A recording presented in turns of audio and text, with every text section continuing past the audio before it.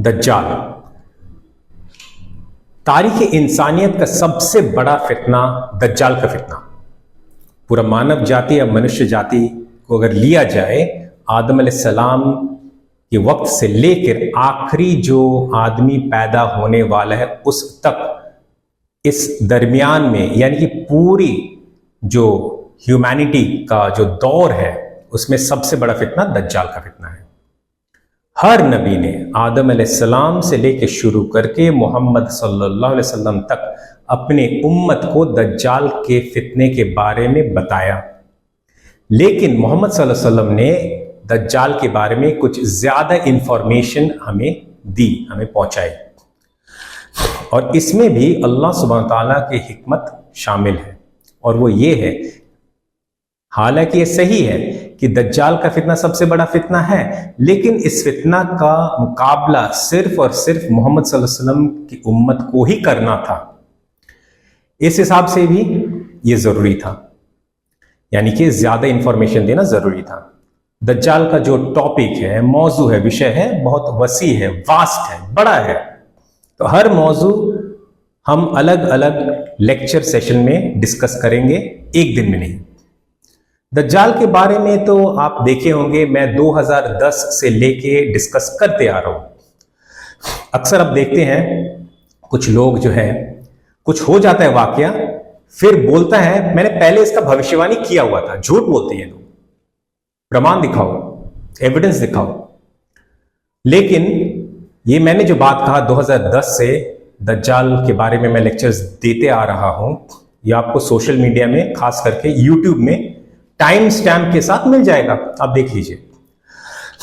इसके बावजूद आज दज्जाल के बारे में पूरा तो नहीं, जैसे मैंने बताया, एक स्पेसिफिक सब टॉपिक के बारे में हम लोग डिस्कस करेंगे। दज्जाल का जजीरा कौन सा था, द्वीप जो जिसे बोलते हैं, या आइलैंड जिसे बोलते हैं दूसरे लैंग्वेजेस में, वो कौन सा है, इसके बारे में भी मैंने लेक्चर दिया हुआ है पहले। लेकिन आज का जो लेक्चर है, जो सेशन है, वो सबसे मुख्तलिफ है, क्योंकि इसमें आपको ऐसा इंफॉर्मेशन मिलेगा जो पहले कभी नहीं मिला था, हमारे तरफ से भी नहीं मिला हुआ था।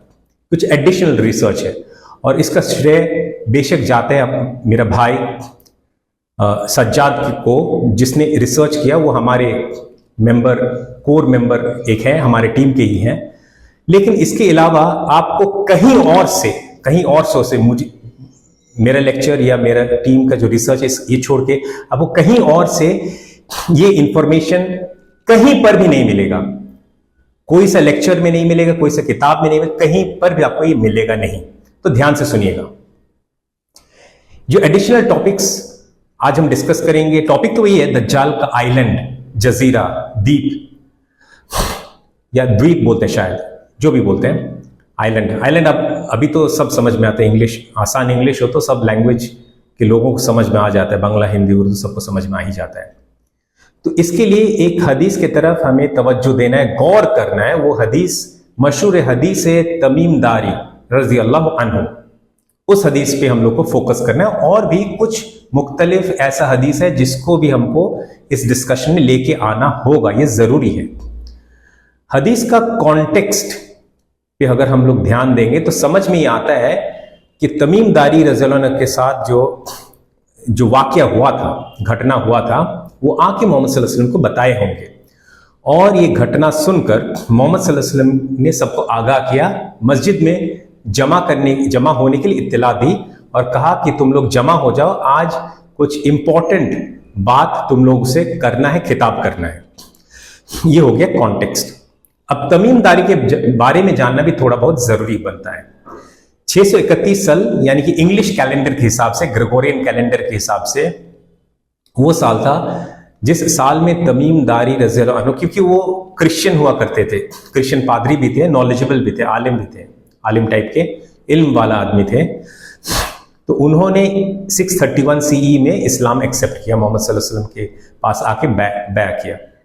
और इसके बाद इसी साल में ये वाकया तमीम दारी के साथ हुआ, जब, और वो हम लोग जानते हैं तारीख की किताबों से, वो सफर करना पसंद करते थे, भ्रमण में जाते थे, उधर उधर जर्नी में जाते थे, उनको पसंद था ये। तो एक बार ऐसा वाकया हुआ कि 30 साथियों को लेके जो लखम और जुज़ाम जो जो ट्राइब्स हुआ करते थे उस जमाने में, उनमें से कुछ साथियों को लेके 30 साथियों को लेके जहाज में या कश्ती में, कुछ भी बोलते, लेकिन पाल वाला जहाज जो होता है ना, जो हवा से चलता है, आज का मॉडर्न जो जहाज है उससे आप मिलाएंगे तो गड़बड़ हो जाएगा, सारा कैलकुलेशन गड़बड़ा जाएगा।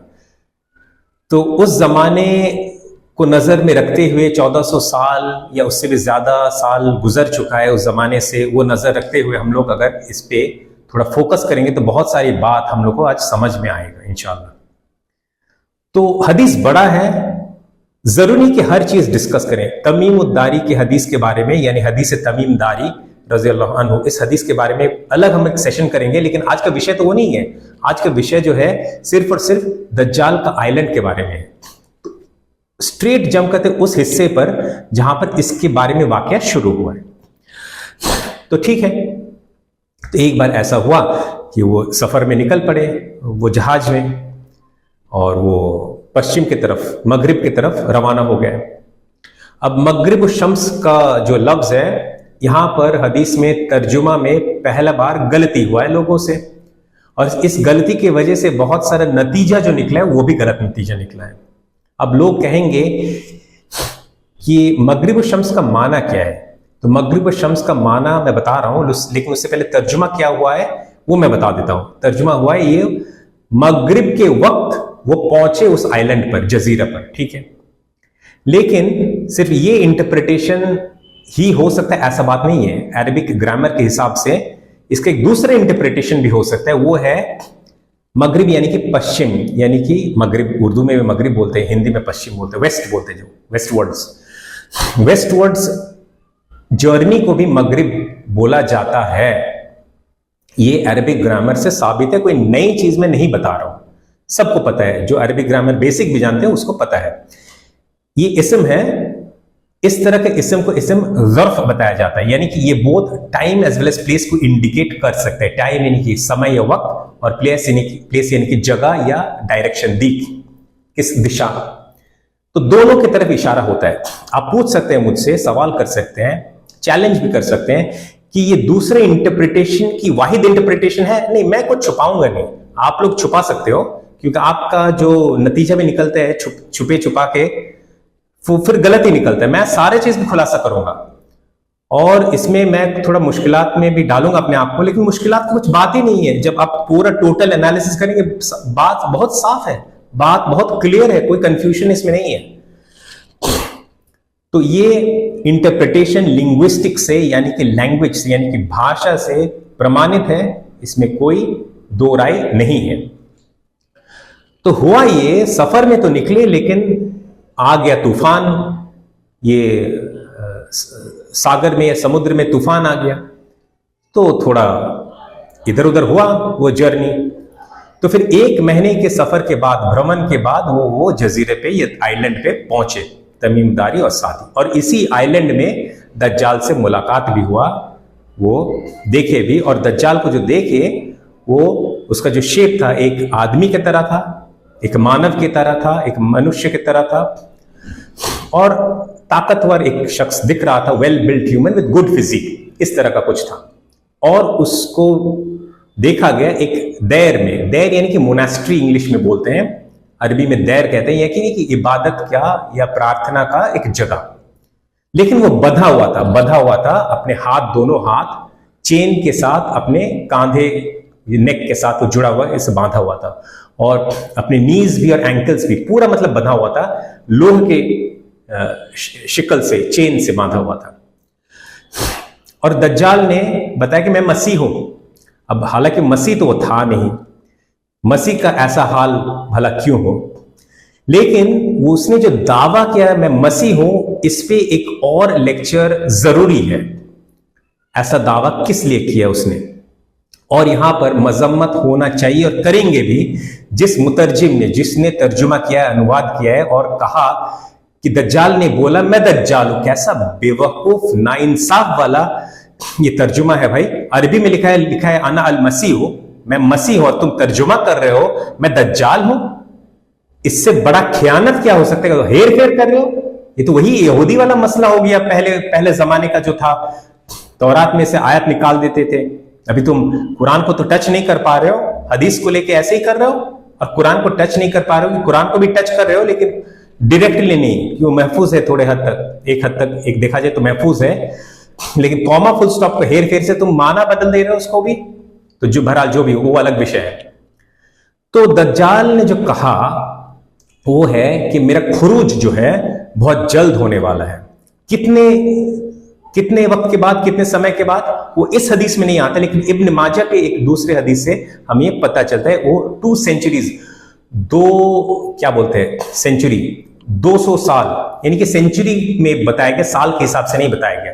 2 सेंचुरीज के बाद, तो 2 सदी शायद नहीं, 2 सेंचुरीज, 200 साल के बाद मेरा रिलीज होगा। ये 100 इयर्स के जो काउंटिंग है उसके जरिए से हदीस में अल्फाज है, लफ्ज है, शब्द है।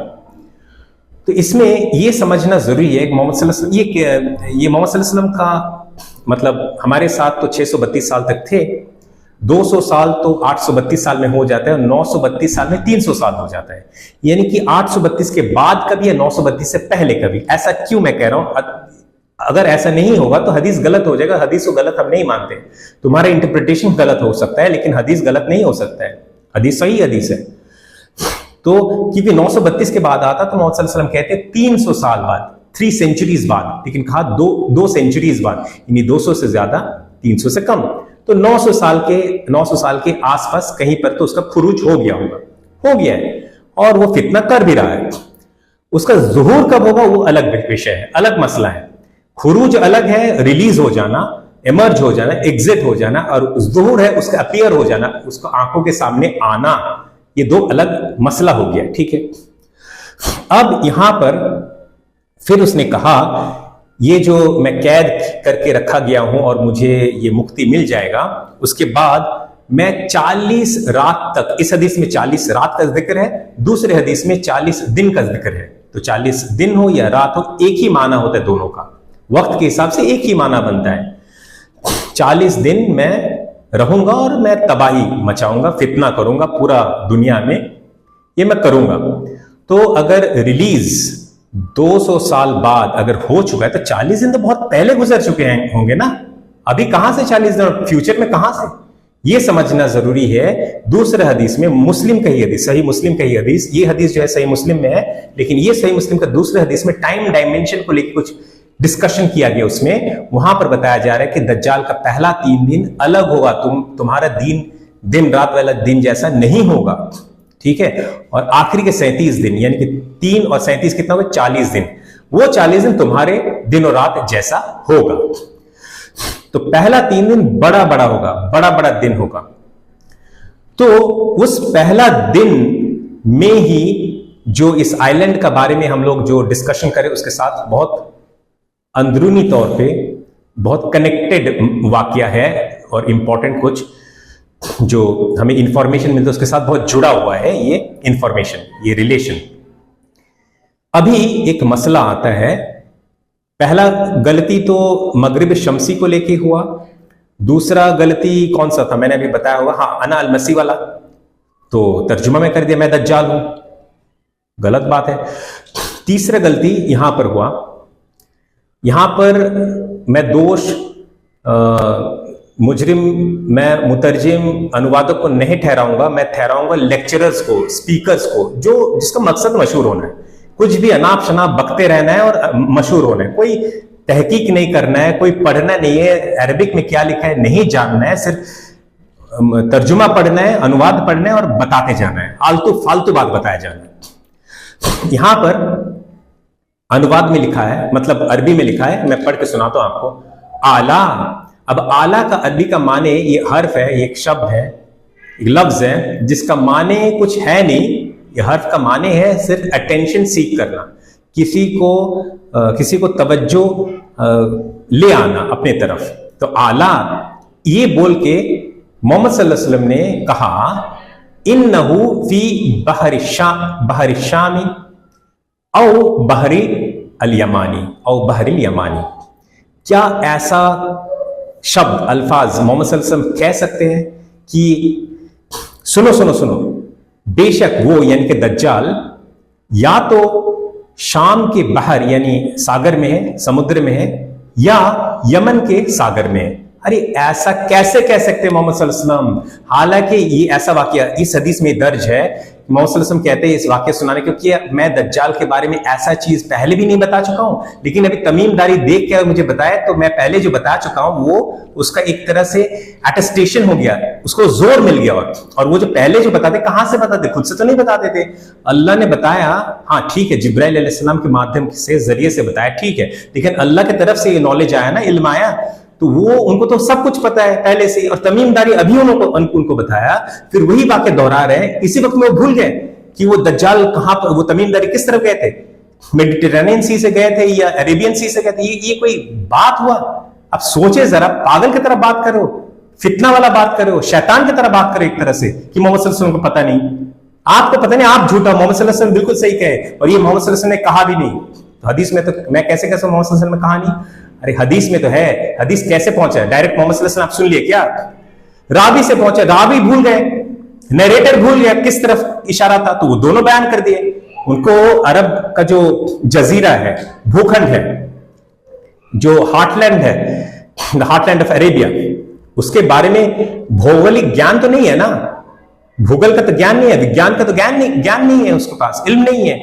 तो उसको पता था कि अरब भूखंड में जैसे ऊपर की तरफ मेडिटेरेनियन सी है, नीचे तरफ अरेबियन सी है, यहां तक पता था। तो उसको याद नहीं आ रहा था, बताया कि या तो इस तरफ मोहम्मद सल्लल्लाहु अलैहि वसल्लम ने बोले थे, या इस तरफ, मुझे याद नहीं आ रहा है। अब याद नहीं आ रही, ये तो बताएंगे नहीं ना, तो बताइए इस तरफ या इस तरफ। तो जाहिर सी बात है, ये याददाश्त खो जाने की वजह से उस शख्स ने बताया, वो मर्द हो या औरत, उससे कोई फर्क नहीं पड़ता, रावी मर्द हो या औरत हो, उससे कुछ फर्क नहीं पड़ता, जो भी हो, वो भूल गए थे। क्योंकि उसको ये बताना जरूरी इसलिए भी था कि बाकी चीज भी सुरक्षित संरक्षित रखना था। ये हदीस में बहुत सारे ऐसी चीजें बहुत जानना आइंदे वाले जनरेशन के लिए बहुत जरूरी भी था। तो मोहम्मद सल्लल्लाहु अलैहि वसल्लम तो ये बात नहीं हो सकती, मैं साबित कर चुका हूं। अब बहर शाम यानी सी ऑफ शाम, अब शाम किसको कहते हैं, इसके बारे में, द हार्टलैंड ऑफ अरेबिया के बारे में और थोड़ा जानकारी, भौगोलिक जानकारी, भूगोल से जानकारी जरूरी है, ज्योग्राफी का जानकारी जरूरी है। और वो ये है कि अरब को 3 हिस्से में, 4 हिस्से में, लेकिन पहले 3 हिस्से में बांटना जरूरी है। नॉर्थ के साइड जो है, साउथ के साइड जो है, सेंट्रल इलाका है, नॉर्थ के साइड को शाम बोला जाता है, ठीक है, और साउथ के साइड को यमन बोला जाता है, और बीच का जो है सेंट्रल इलाका, फिर वो 2 हिस्से में बंटता है। ये पश्चिम की तरफ जो है उसको हिजाज बोला जाता है, और पूर्व की तरफ जो है, पूर्व की तरफ जो है वो उसे नजद का इलाका बोला जाता है। पहले तो ये 3 हिस्से में बटा, नॉर्थ, साउथ और सेंट्रल का फिर 2 टुकड़ा हुआ, वेस्ट और ईस्ट। तो ये आपको समझ में आ गया। और पूरा इलाका लिया जाए तो इस तरफ हो गया, वेस्ट की तरफ हो गया अफ्रीका, ईस्ट की तरफ हो गया पर्शिया। अभी तो ईरान बोलते हैं, लेकिन उस जमाने में पर्शिया बोला जाता था। पर्शियन जो एम्पायर था, बहुत इन्फ्लुएंस था उसका, ये साम्राज्य जो था बहुत इन्फ्लुएंस था। नॉर्थ की तरफ शाम था, और शाम से लगा हुआ वो मेडिटेरेनियन सी था, और यमन से लगा हुआ अरेबियन सी था। यहां तक हमें समझ में आ गया। तो 2 ही रास्ता होता है समुद्र पथ में जाने के लिए, सागर से जाने के लिए 2 ही रास्ता बनता है। यहां तक तो ठीक है। तो मैंने ये साबित किया कि मोहम्मद सल्लल्लाहु अलैहि वसल्लम की गलती नहीं हो सकती, अल्लाह की तरफ से उनको इल्म दिया गया था। और तमीमदारी अभी आके बताया, तो भूलने का सवाल ही नहीं, भूले थे रावी, तो ठीक है। अभी अगला जो है, यहां पर सबसे ज्यादा खयानत अगर तर्जुमा में हुआ तो यहां पर हुआ है, और वो मैं पढ़ के सुनाता हूं, अरबी भी पढ़ के सुनाता हूं, और ये जो है मैं आपको इंग्लिश और हिंदी उर्दू में, आसान लैंग्वेज में, दोनों में मैं पढ़ के बताता हूं, बयान करता हूं। मिन किबली अल मशरिकी मा हुआ। अरे इसका तर्जुमा तुम हिंदी उर्दू में करते हो, और वो पूरब की तरफ है, और पूरब की तरफ है, और पूरब की तरफ, इससे बड़ा झूठ नहीं हो सकता। इसका माना ऐसा है ही नहीं। माना देखना है, आलिम और जालिम को छोड़ो, मुझे भी छोड़ो, डिक्शनरी उठाओ, अभिधान उठाओ, लुगात उठाओ, देख लो क्या लिखा है वहां पर। किबली का माने लिखा है पावर, शक्ति, ठीक है, पूरा शक्ति के साथ, पूरा जोर शोर के साथ। और कबला जिससे किबली आया है, पहले वर्ड तो ये नाउन है किबली, तो डायरेक्ट मीनिंग आपको जब मिल जाता है तो दूसरा इधर उधर हाथ पैर नहीं मारना है, ठीक है। मीनिंग आपको मिल चुका ऑलरेडी, लेकिन दूसरा भी मीनिंग, सेकेंडरी मीनिंग आपको जानना है। वर्बल जो रूट है उससे, कबला से तो वो भी मैं आपको बताता हूं, मैं छुपाऊंगा नहीं कुछ।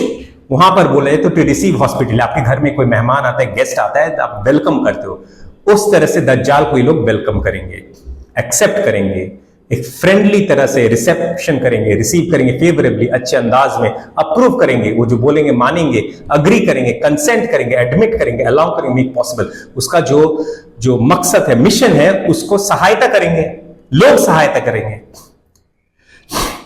तो इसका माने फिर ये जो होगा, ये ज़ुहूर का मसला है, खुरूज का नहीं, खुरूज हो चुका है, भूले ना ये बात, खुरूज 200 साल बाद हो चुका है। ये ज़ुहूर का मामला जो है वो मशरिक से होना है, और फिर लोग चौंक जाएंगे, बोलेंगे मां हुआ। मैं समझाता हूं पूरा आपको।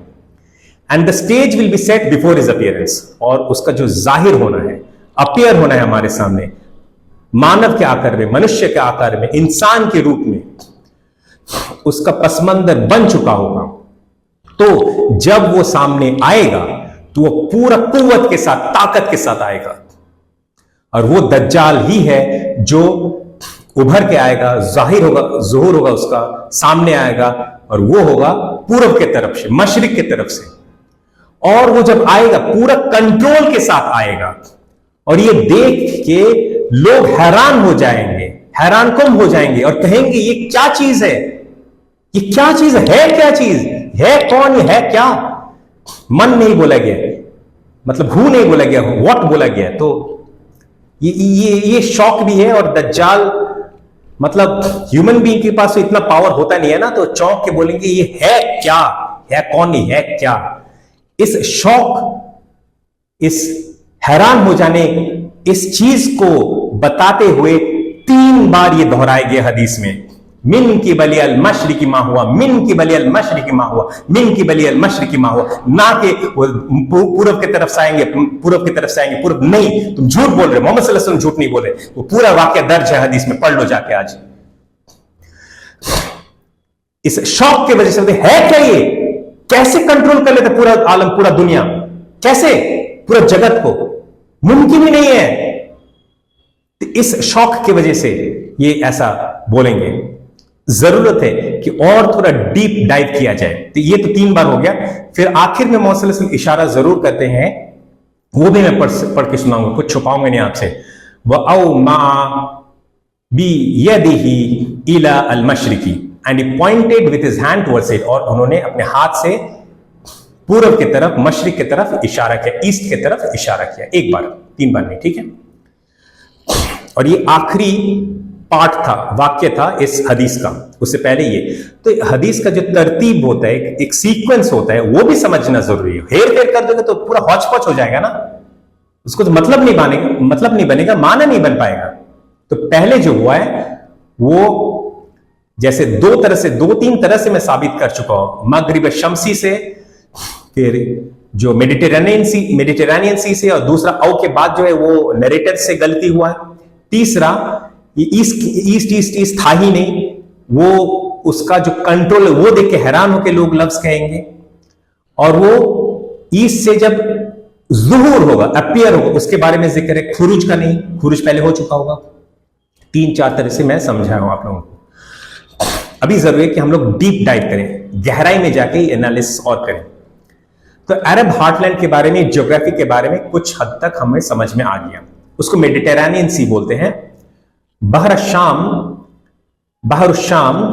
हाँ ठीक है, बहर शाम। अब बोलेंगे हदीस में बहरी शाम है, अरे बहरी शाम अरबी सीख लो पहले, उसके बाद में बहस करो। वो फी के वजह से है, हर्फ की वजह से बहरू जो है बहरी होता है, लेकिन लफ्ज है बहरू, ठीक है। बहर शाम जो है सी ऑफ शाम, या शाम क्या है, शाम मैंने जैसे बताया नहीं, शायद मैं बता रहा हूं। शाम उस इलाकों को कहते हैं जो ऊपरी हिस्सा था, नॉर्थ की तरफ, जो अरब का भूखंड था, हार्टलैंड था, अरब का जजीरे था, शाम। यानी कि आज के दिन में आप सीरिया कह सकते हैं। सीरिया कहना भी पूरा तरह से सही नहीं होगा, क्योंकि ग्रेटर सीरिया का इलाका बोला जाता है, इंग्लिश में लेवेंट भी बोला जाता है। तो उसके पास में जो समुद्र था, सागर था, उसे आज मेडिटेरेनियन सी बोलते थे। आप तो उसको सीरियन सी बोल लो, sea of Syria, sea of greater Syria, sea of Levant, Syrian sea, जो भी बोलो, सी वही सी है। अब कुछ चीजों को आप दूसरे नाम से बुलाओगे तो बदल तो नहीं जाएगा ना, वो ज्योग्राफी तो बदल नहीं जाएगा। तो मेडिटेरेनियन सी को मेडिटेरेनियन सी बोले, सीरियन सी क्यों बोला गया कि सीरिया के पास में, तो जो भी बोलो वही है।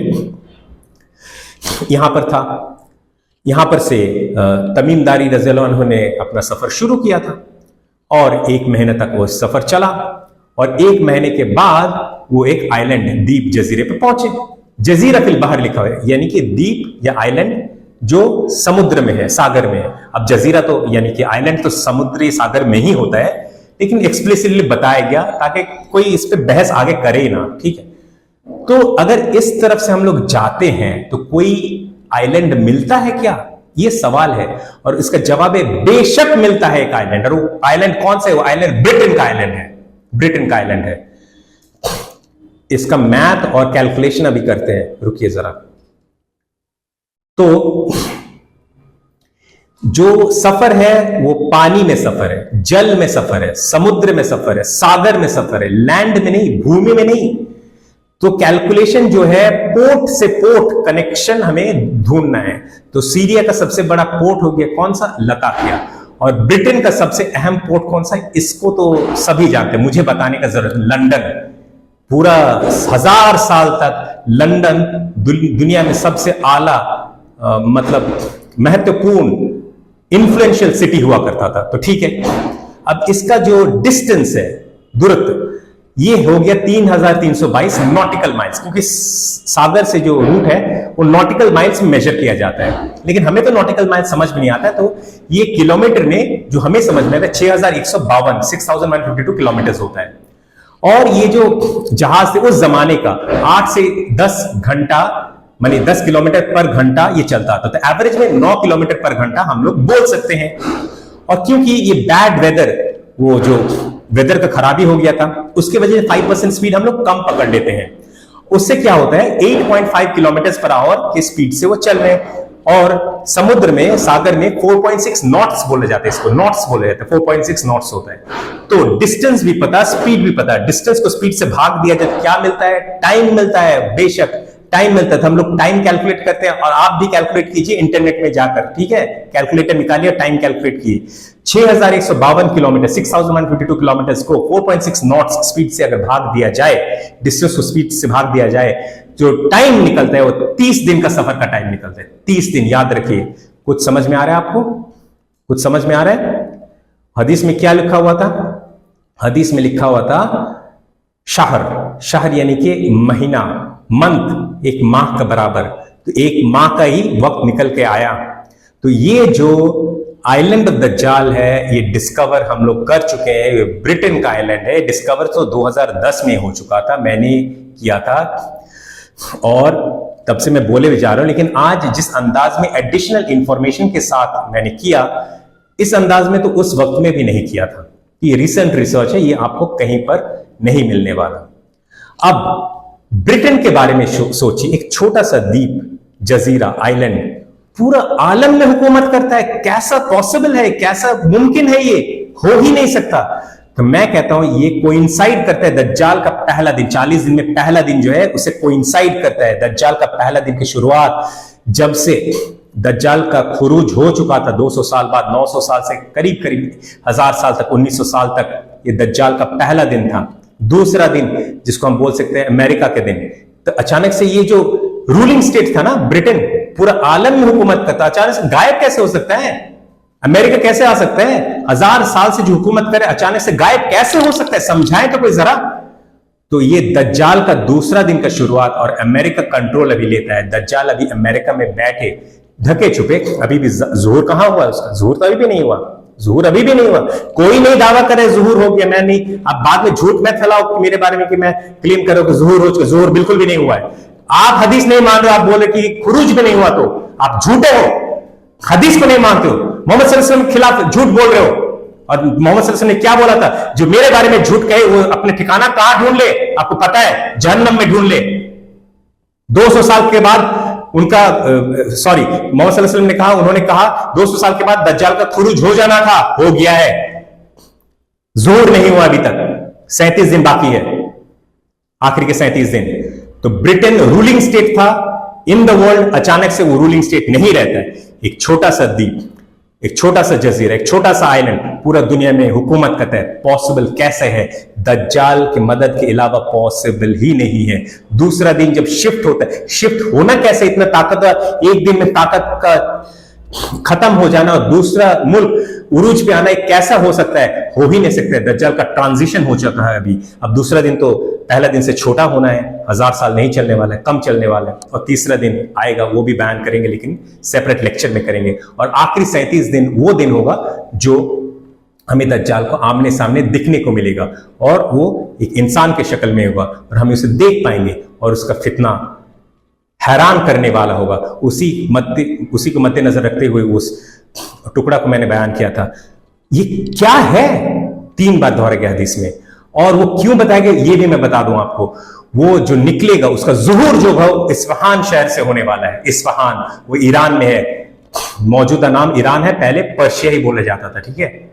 तो इस्फहान से होगा। तो मोहम्मद सल्लल्लाहु अलैहि वसल्लम फरमा रहे हैं, देखो दज्जाल तो जो आइलैंड में वो तो पश्चिम की तरफ है, लेकिन वो उसका जो ज़ुहूर होगा, जान लो उसका ज़ुहूर पश्चिम से नहीं होगा, क्योंकि जिस तरफ देखा गया किसी को उसी तरफ से ज़ुहूर एक्सपेक्ट करेंगे ना हम लोग। तो मोहम्मद सल्लल्लाहु अलैहि वसल्लम सतर्क करें, वार्न करें, वहां पर तलाश मत करो, लेकिन तलाश जब करो ज़ुहूर का तो पूर्व से होगा। इस्फहान पूर्व में है मदीना से, देख लीजिए आप, मैप खोल के देख लीजिए। तो ये पूरा वाकया जब चारों तरफ हम कनेक्ट करते हैं, जिग्सॉ पजल के अलग अलग टुकड़े रहते हैं ना, बच्चे खेलते हैं, इसको जब मिला लिया जाए तो पूरा समझ में आता है। इसी तरह हम लोग को समझ में आता है, डॉट्स जैसे कनेक्ट करते समझ में आता है, जैसे हाथ ग्लव्स के अंदर डाल दे तो पूरा फिट होता है, तो इसी तरह फिट हो रहे हैं। अलग अलग टुकड़ा नहीं है, एक ही है। इसमें हम लोग हदीस को अच्छे से समझे। यहां पर तो अल्लाह सुब्हानहू व तआला का कलाम उतना ज्यादा नहीं था, लेकिन मेनली हदीस था, और अलग अलग हदीस को भी हम लोग रेफर किए हैं ताकि पूरा वाकया हमें समझ में आए। तो मेरे ख्याल से एक बार के लिए, पहले बार के लिए और हमेशा के लिए इस मसला को, मिस्ट्री को हम लोग सॉल्व कर चुके हैं।